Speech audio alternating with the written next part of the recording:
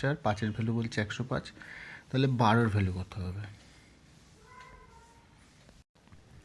Next প্রশ্ন যেটা বলছে 4-এর ভ্যালু হচ্ছে 104, 5-এর ভ্যালু হচ্ছে 105, তো 4 দিয়ে 104কে কাটাকুটি করলে আমার হচ্ছে 26, 5 দিয়ে 105কে কাটাকুটি করলে এটা হচ্ছে 21। তার মানে এই দিকে যা থাকছে সেটা ডাইরেক্ট কাটাকুটি যাচ্ছে, তো 12 দিয়ে যদি 1012কে কাটি যাবে না, 12 দিয়ে 1011কে কাটলেও যাবে না, 12 দিয়ে 1021কে কাটলেও যাবে না, তো 12 দিয়ে যাবে কোনটা? 9012।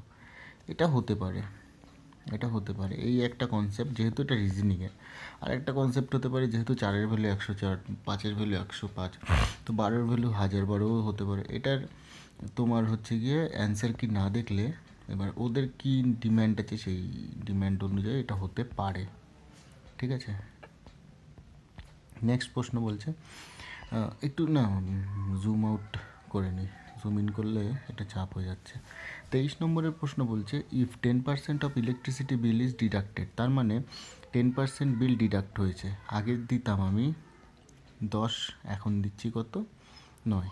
কেন? আগে 100 দিলে এখন 90, তাহলে কি 10 দিলে 9 দেবো।